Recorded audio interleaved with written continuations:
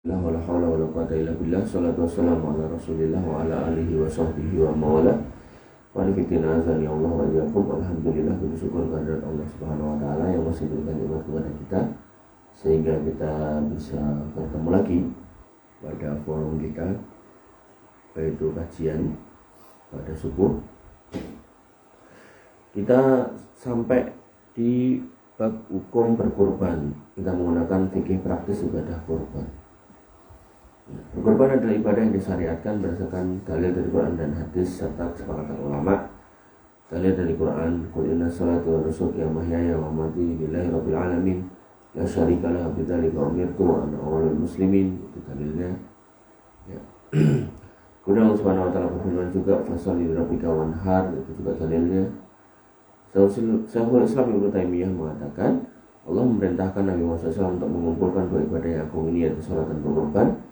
Yang keduanya menunjukkan pendekatan diri kepada Allah, sikap tunduk, rasa butuh dan husnudzon kepadanya, kekuatan hati, ketenangan kepada Allah Subhanahu wa taala terhadap janjinya. Berbeda jauh dengan keadaan orang yang sombong yang tidak merasa butuh dalam ibadah salat mereka kepada Allah, yang mereka tidak menyembelih karena takut miskin. Allah Subhanahu wa taala berfirman, wa likulli ummatin ja'alna mansakan, dan setiap umat kami telah syariatkan penyembelihan kurban. Liyadhkuru ismallah, untuk mengingat berzikir nama-nama Allah, ala ma razaqahum, terhadap hewan ternak yang telah dirizkikan min bahimatil an'am, dari hewan ternak. Fa ilahukum ilahu wahid falahu aslimu, dan ilahmu adalah ilah yang satu, maka kepadanya lah kalian harus menyerahkan diri. Wa basyiril mukhbitin, dan kasih kabar gembira kepada orang-orang yang tunduk. Ibnu Katsir mengatakan Allah mengabarkan bahwa menyembelih korban dengan menyebut nama Allah tetap disyariatkan pada seluruh agama. Ya, syarat-syarat yang lain itu ada. Cuma ketika kita ngomongkan Islam, ya syariat terakhir Islam itu yang kita pilih. Dari hadis Nabi SAW pernah bersabda, man dzabaha ba'da shalah tamma nusukuhu wa asaba sunnatal muslimin. Barang siapa yang menyembelih setelah sholat, sungguh telah sempurna penyembelihannya dan dia telah mencocoki sunnah kaum muslimin. Anas bin Malik berkata, Nabi menyembelih 2 ekor kambing yang bertanduk gemuk, beliau membaca bismillah dan bertakbir. Ini menunjukkan sunnah, bahasanya Nabi SAW mengamalkan itu. Ijma', adapun ijma', Ibnu Qudamah Al-Maqdisi rahimahullah berkata, kaum muslimin telah sepakat tentang disyariatkannya kurban. Kemudian Ibnu Hajar Al-Asqalani yang berkata tidak ada perselisihan bahwasanya kurban termasuk syariat Islam. Ya. Jadi ini nggak ada masalah ya. Kalau ada orang kemudian wah kejam gitu kata dia, yaitu orang yang membenci syariat, nggak paham. Ya, sama kayak orang haji kemudian dibilang nggak usah haji lah, sedekahkan aja lah karena sekitar kita banyak orang miskin, itu juga nggak paham syariat. Apakah hukumnya wajib? Nah, maka hukum kurban itu ada 2 kelompok. Yang pertama, hukumnya wajib. Ini pendapat yang dipilih oleh Al-Auza'i, Al-Lais, dan Al-Madhab Abu Hanifah, dan salah satu riwayat dari Imam Ahmad, dan dikuatkan oleh Syekhul Islam Ibnu Taimiyah. Nah, kemudian beliau mengatakan kewajiban kurban diisyaratkan memiliki kemampuan dan punya kelebihan dari kebutuhan yang asasi seperti halnya sedekah fitrah, maksudnya zakat fitrah. Zakat fitrah itu wajib bagi setiap muslim. Buat siapa yang mampu gitu. Kalau nggak mampu, nggak zakat nggak apa-apa. Tapi nggak mampu di sini benar-benar nggak mampu. Gitu. Jadi memang benar-benar nggak ada yang dimakan. Gitu. Itu nggak wajib zakat fitrah. Maka saya usul Ibnu Taimiyah berpendapat wajib kayak zakat fitrah. Jadi orang-orang yang mampu maka dia harus kurban. Kemudian yang kedua, berkorban hukumnya sunnah muakkad. Ini pendapat mayoritas ulama dari kalangan mazhab Asy-Syafi'iyah, Malikiyah, Hanabilah. Bahkan dapat ini menegaskan bahwa orang yang mampu berkorban akan tapi tidak berkorban maka hukumnya makruh. Dibenci karahiyatul tanzih, bukan karahiyatul tahrim. Pendapat inilah yang nampak dipilih oleh Imam Al-Bukhari, Ibnu Hazm, bahkan beliau berkata tidak sah dari seorang sahabatnya pun bahwa berkorban hukumnya wajib. Pendapat ini disetujui oleh Syekh bin Baz rahimahullah taala. Pendapat terkuat yang menenangkan jiwa adalah pendapat yang dipilih oleh jumhur ulama. Jadi kalau ada beberapa kutub pendapat, maka kalau kita mengikuti pendapat jumhur ulama, insya Allah itu aman. Allah taala. Ya. Akan tetapi agar lebih berhati-hati seorang muslim adalah tidak meninggalkan ibadah kurban. Jadi kalau memang mampu, agendakan, jangan sampai enggak. Nanti kalau bisa itu kumpulkan, jangan bisa jajan, bisa piknik, bisa ini, tapi enggak kurban. Karena dengan melaksanakannya lebih membebaskan tanggungan. Rasulullah bersabda, "Man kana lahu sa'atun wa lam yudhi fala yaqrabanna musallana." Barang siapa yang mempunyai keluasaan dan tidak berkorban, maka janganlah ia mendekati tempat sholat kami. Walaupun bagi yang enggak mampu, yang tidak punya harta kecuali dengan nafkah untuk keluarganya, maka hukumnya tidak wajib. Faedahnya, satu, para ulama sepakat bahwa hukum kurban.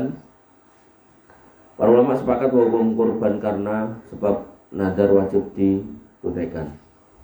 Kalimatnya kurang. Para ulama sepakat bahwa hukum kurban untuk nadar wajib karena sebab nadar wajib ditunaikan. Jadi kurban yang memang di situ adalah karena nadar, maka hukumnya wajib. Kalau kamu bernadar kalau lulus kuliah akan beli kambing buat teman-teman satu angkatan, itu wajib. Kemudian yang kedua, apakah boleh berutang agar bisa berkurban? Allah Ta'ala tidak akan membebani seorang hamba kecuali dengan kemampuannya. Allah berfirman, la yukallifullahu nafsan illa us'aha. Allah tidak membebani seorang melainkan sesuai dengan kesanggupannya. Maka sama-sama mengatakan apabila dia mampu untuk membayar, nah, kemudian berutang untuk beli kurban, maka itu baik. Dan hal itu tidak wajib baginya, Allah. Artinya gini, kalau kita punya jagan, punya yang kita harapkan misal minggu depan atau bulan depan cair, sedangkan kurbannya adalah saat ini, maka kita ngutang dulu nggak apa-apa. Dengan catatan memang kita kesanggupan untuk bayar. Tapi kalau memang hari-hari susah makan, hari-hari nggak punya duit, gitu kan, terus ngutang, gitu kan, maka ini kurang tepat ya. Jadi kita harus apa ya istilahnya, memikirkan bahasanya apakah memang kondisi kita itu mampu untuk bayar utangnya itu. Kalau enggak ya jangan dipaksakan.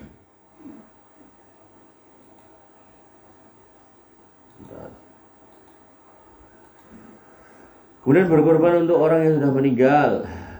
Jadi kita punya orang tua misalnya atau mbah sudah meninggal, mana hukumnya? Ada beberapa perbedaan pendapat. Pertama, orang yang sudah meninggal diikut sertakan bersama orang hidup. Misalnya ada orang yang berkorban dengan niat untuk dirinya dan keluarganya. Dan di antara keluarga tersebut ada yang sudah meninggal, maka keadaan seperti ini diperbolehkan. Ini berdasarkan hadis Nabi SAW ketika beliau menyembelih kurban. Bismillah, Allahumma taqabbal min Muhammadin wa ali Muhammad. Bismillah, dengan menyebut nama Allah, ya Allah terimalah ini sebagai kurban dari Muhammad dan keluarga Muhammad, wa min ummati Muhammad, dan dari umatnya Nabi Muhammad. Kemudian kedua, berkorban untuk orang yang sudah meninggal tanpa diikutkan bersama orang yang masih hidup. Jadi khusus gitu. Misalnya seorang anak beli kambing khusus untuk ibunya yang sudah meninggal. Maka hal ini tidaknya ditinggalkan oleh seorang muslim karena Nabi SAW tidak pernah menyendirikan ibadah kurban untuk keluarga yang sudah meninggal, dan hal ini tidak pernah dikerjakan oleh para sahabat juga. Dan Nabi nggak pernah khusus ini disembelih buat misal pamannya Hamzah radhiyallahu anhu kan meninggal gitu kan. Mungkin Nabi sayang sama beliau dikorbankan. Ini pun untuk Hamzah atau untuk istri beliau yang sangat beliau cintai yaitu Khadijah radhiyallahu anha, enggak pernah. Ya maka kalau kita korban ya kita baca aja doa ini sehingga harapannya bisa disertakan gitu, orang yang meninggal ini. Bismillahi Allahumma taqabbal min Muhammad wa ali Muhammad. Ini kalau umat Muhammadnya diilangi. Misal pas beli korban tapi doa dulu baru boleh ya. Bismillahi Allahumma taqabbal hadza min Angga wa ali Angga. Ali Angga ini berarti semua keluarga Angga yang sudah meninggal juga termasuk di dalamnya. Nah, Syekh Utsaimin rahimahullah berkata termasuk kesalahan apa yang dilakukan oleh kebanyakan manusia dalam hal kurban, yaitu mereka berkorban untuk orang yang sudah meninggal secara khusus sebagai hadiah untuk melaksanakan wasiat. Akan tapi mereka tidak berkorban untuk diri dan keluarga mereka yang masih hidup. Mereka justru meninggalkan apa yang telah datang dari sunnah, mengharamkannya untuk diri mereka sendiri dari keutamaan kurban. Sungguh ini termasuk sebuah ketidakfahaman. Andaikan mereka mau tahu bahwa yang sunnah adalah seorang manusia berkorban untuk diri dan keluarganya, maka hal ini akan mencakup orang yang sudah meninggal maupun orang yang masih hidup, dan keutamaan Allah sangatlah luas. Allah Ta'ala. Jadi gampangnya gini, Nabi gak pernah melawan yang kayak gitu. Nah, orang tuh harus jangan dibalik, sibuk nyari korban buat orang yang sudah meninggal, tapi orang yang hidup gak pernah diikut sertakan dalam korban, ini salah. Ya. Wallahu ta'ala alam.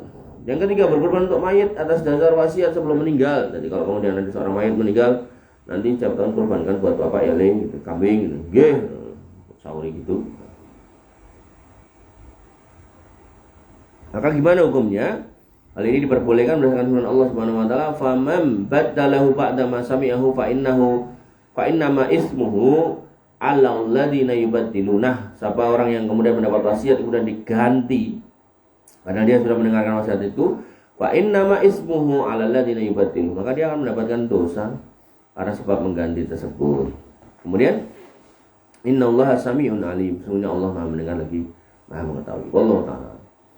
Kemudian kita masuk ke bab selanjutnya, yaitu apa yang harus dijauhi oleh orang-orang yang berkorban. Ya, as-sunnah telah menunjukkan bahwa orang-orang yang berkorban wajib mencegah diri dari potong rambut, potong kuku, mengupas kulit, mencabut-cabut bulu gitu.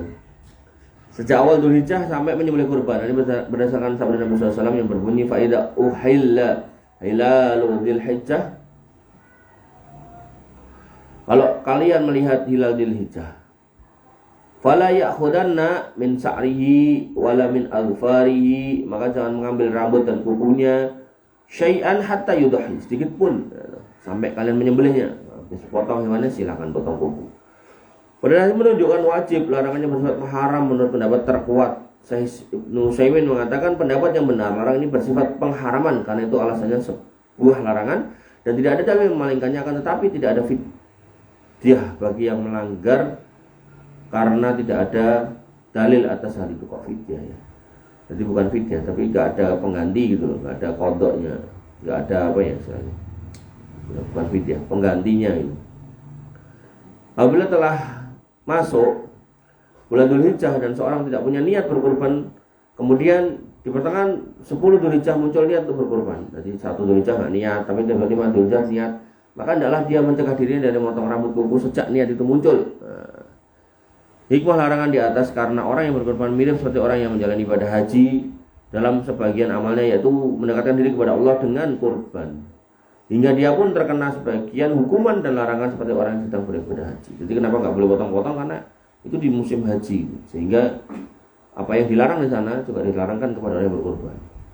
Perhatian, sebagian orang ada yang beranggapan bahwa orang yang akan berkorban kemudian diambil rambut, kuku dan maka kurbannya tidak diterima, maka ini adalah suatu kekeliruan dan tidak ada hubungannya antara amal dan kuku dan rambut. Jadi nggak ada dalil yang menunjukkan itu ya. Jadi artinya orang itu kalau terus tetap potong rambut atau potong kuku dan dia kurbannya tetap sah. Yang kedua, barang siapa yang mencukur rambut, potong kuku, mengupas kulit tanpa udzur, sungguh dia telah menyelisih perintah Nabi SAW dan terjatuh dalam larangan. Hendaknya dia mohon ampun kepada Allah Subhanahu Wa Taala, bertobat kepadanya dan tidak mengulangi lagi, serta tidak ada fidyah, denda atas perbuatan tersebut. Adapun kalau sekiranya butuh, urgent, darurat, maka tidak mengapa, boleh. Seperti orang yang kepalanya terluka dan butuh mencukur rambutnya, maka tidak ada larangan akan hal tersebut jika ada sebabnya.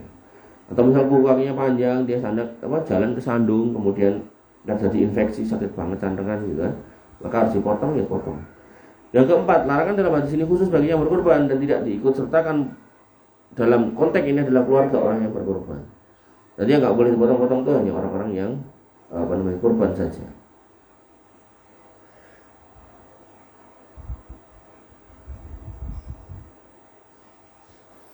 Kemudian kita masuk ke hewan kurbannya. 1, memilih hewan yang terbaik. Allah Subhanahu wa taala berfirman, "Dzalika wa may yu'azzim hurumatillah fa huwa khairul lahu inda rabbih." Demikianlah perintah Allah, dan barang siapa melakukan apa yang terhormat di sisi Allah, maka itu adalah lebih baik baginya di sisi Rabb-nya. Allah juga berfirman, "Dzalika may yu'azzim sha'airallah fa innaha min taqwal qulub." Barang siapa yang kemudian mengagungkan syariat Allah, maka sesungguhnya itu timbul dari ketakwaan hati. Anas bin Malik berkata, Nabi SAW berkorban dengan 2 ekor kambing yang bertanduk dan gemuk. Jadi yang istimewa itu yang lebih baik dalam konteks kurban. Kemudian sahabat Ibnu Abbas mengatakan dan termasuk mengagungkan syiar yang terhormat di sisi Allah adalah dengan menggemukkan hewan kurban, membesarkan dan membaguskannya, karena hal itu lebih besar pahalanya dan lebih banyak manfaatnya. Ummu Umamah bin Sa'al berkata, kami dulu di Madinah biasa mengemukkan hewan kurban dan kaum muslimin juga biasa mengemukkan hewan kurban. Lalu dari sisi jenis hewannya apa? Nah, Allah Subhanahu wa taala berfirman, "Wa likulli ummatin ja'alna mansakan liyadhkuru ismallaha 'ala ma razaqahum min bahimatil an'am." Ini bahimatil an'am ini jenisnya. Nah, bahimatil an'am itu bukan semua macam hewan, tapi itu terbatas pada unta, kemudian kuda, ya, kemudian kambing, termasuk dalamnya sapi, sapi ya mirip kerbau. Kemudian kurban dengan kerbau gimana? Nah di sini pas. Para ulama menyamakan kerbau dengan sapi dalam bentuk hukum dan keduanya dianggap satu jenis. Ada ulama yang tegas membolehkan kurban dengan kerbau, di antaranya kalangan Syafi'iyah, bagaimana keterangan dari Hasyishah al-Bajirami, dan madhab Hanafiyah sebagaimana keterangan pada Al-Inayah Syar Al-Hidayah, kemudian Fathul Qadir, mereka menganggap keduanya satu jenis. Kemudian Syekh Utsaimin pernah ditanya tentang hukum berkurban dengan kerbau. Dia menjawab, jika kerbau termasuk jenis sapi, maka kerbau sebagaimana sapi, namun jika tidak, maka Allah sebut dalam Quran adalah jenis hewan yang dikenal orang Arab. Sedangkan kerbau tidak termasuk hewan yang dikenal orang Arab. Dalam situs resmi Syekh Fauzan disebutkan salah satu pernyataan yang sama kepada beliau, apakah kerbau juga termasuk jenis bahimatul an'am? Dia menjawab, kerbau termasuk salah satu jenis sapi. Dengan demikian bisa disimpulkan bahwa kurban dengan kerbau hukumnya sah karena kerbau jenis sapi. Nah, kurbannya harus jantan apa betina? Ini penting nih. Maka tidak ada ketentuan dalam hal ini. Boleh jantan, boleh betina. Dari Ummu Kurzin, Nabi SAW bersabda, akikah untuk anak laki-laki 2, untuk anak perempuan 1, tidak jadi masalah jantan atau betina. Berdasarkan hadis ini, Al-Fairuz Abazi Asy-Syafi'i mengatakan jika dibolehkan dalam konteks akikah pakai hewan betina, maka pas kurban juga diperbolehkan. Namun, umumnya hewan jantan itu lebih baik dibandingkan dengan hewan betina. Oleh karena itu tidak harus hewan jantan, namun diutamakan betina. Jadi jantan itu apa ya istilahnya?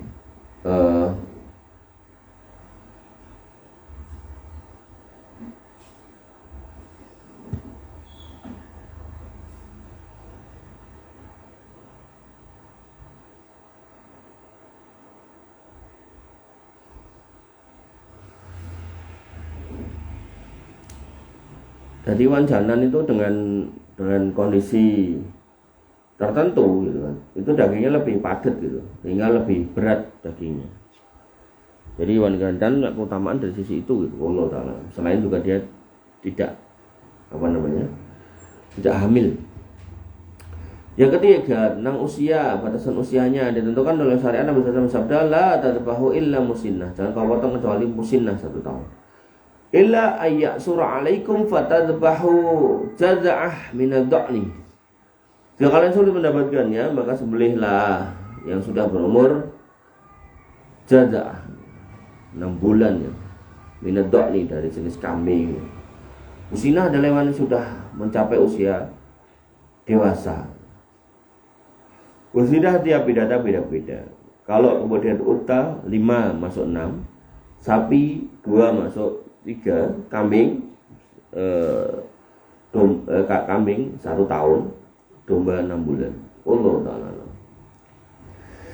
Kemudian hewan yang tidak cacat yang dikorbankan itu nggak boleh hewan cacat. Pertama, cacat yang haram. Ada 4. Al-aura al-bayyin aura'uha, putane jelas. Wal marid al-bayyin mariduha maraduha, sakit kelihatan segelas sakitnya. Wal arja al-bayyin dzal'uha, dan pincang kelihatan jelas pincangnya. Wa kasiratu, dan yang tidak berakal, alladzina tungqa, karena sudah lemah, maka itu tidak diperbolehkan. 4 jenis itu. Kemudian cacat yang kedua, cacat yang dibenci, yaitu cacat pada hewan kurban yang tidak menghalangi sahnya hewan kurban, seperti putus telinga, tanduk, ekor hilang, kemaluannya hilang, bagian gigi tanggal, dan lain-lain. Ini tidak masuk dalam konteks larangan. Allah Subhanahu wa taala berfirman, ya ayyuhalladzina amanu anfiqu min thayyibati ma kasabtum wa mimma akhrajna lakum minal ardi fala tayammamul al-khabitha minhu tawfiquna wa lastum bi akhidhihi illa an tughmidu fi wa'lamu annallaha ghaniyyun hamid. Orang-orang yang beriman, nafkahkanlah harta kalian sebagiannya dari hasil usahamu yang baik-baik, dan sebagian dari apa yang kami keluarkan dari perut bumi. Jadi sebagian aja yang dicocokkan, kan enggak semua. Dan janganlah kamu memilih yang buruk-buruk lalu kamu menafkahkan daripadanya. Suruh zakat fitrah, nyari beras raskin. Jangan. Padahal kamu sendiri gak mau mengambilnya, melainkan dengan memicingkan mata. Kamu ngambil barang itu aja gak mau. Baik, ikhwani fillah azani Allah wa iyyakum. Saya rasa cukup segini dulu untuk pagi hari ini. Insyaallah besok kita lanjutkan pada bab berikutnya. Kita tutup layarnya, kita lihat apakah ada yang jawab atau enggak. Kalau ada kita jawab, kalau enggak ada ya kita tinggalkan. Baik, ada. Bismillah. Mohon penjelasan hukum dari sisi syariat terkait pembuatan marketplace berkategori jasa profesional. Mungkin ada yang menyalahgunakan penggunaan tujuan tersebut pada akhirnya. Contoh, pertemuan pria dan wanita pada salah satu transaksi bisnis. Apakah hal tersebut berdampak dosa juga pada kami selaku penyedia platform, khususnya pembuat usaha dan investor? Ya, kalau konteksnya adalah ketemu untuk bisnis ya nggak dosa ya. Kalau memang konteksnya adalah memfasilitasi untuk bisnis nggak dosa. Tapi kalau ini yang medsos itu memang ketemu untuk, bukan untuk sharing pengetahuan, tapi memang untuk janjian pacaran dan sesuatu, maka itu tidak diperbolehkan. Ya, pembuatnya otomatis dapat dosa. Sama kayak gini loh, kamu punya duit banyak, kamu bikin kos-kosan. Nah, kamu asal masukin orang aja, akhirnya ada orang berzina di situ. Ya, kamu tanggung jawab lah. Ya, kecuali kamu udah melakukan semacam urutan untuk mencegah, dari mulai register, hanya boleh sekamar kalau suami istri resmi dan seterusnya, maka insya Allah aman. Wallahu ta'ala. Kemudian pertanyaan selanjutnya, saya punya kebiasaan mendengar musik saat bekerja. Tentu saya ingin meninggalkan kebiasaan tersebut. Apakah boleh saya mendengarkan Al-Quran sambil kerja sehingga tentu Al-Quran tersebut tidak disimak benar-benar? Ya, dalam sebuah pertanyaan saya Al-Fauzan pernah ditanya, boleh nggak saya tidur atau mau tidur dengan mendengarkan Quran? Dia mengatakan boleh dan itu bagus. Maka dalam konteks ini juga sama, mengganti musik jangan dengan Quran. Artinya kalau kita sambil kerja kita dengan Al-Quran, insya Allah itu tidak apa-apa ya. Wallahu ta'ala. Pertanyaan selanjutnya, saat di raudhah bagi wanita itu butuh antri lama dan padat. Pas sudah di karpet hijau kemudian dibuang angin, dia buang angin, bolehkah wanita bertayamum? Tayamum diperbolehkan ketika nggak ada air, tapi kalau ada air dia wajib untuk wudhu. Ya. Wallahu ta'ala alam. Baik, ini akhir dari pertemuan kita. Kurang lebihnya saya mohon maaf. Alhamdulillah subhanakallahumma wa bihamdika asyhadu an la ilaha illa anta astaghfiruka wa atubu ilaik. Assalamualaikum warahmatullahi wabarakatuh.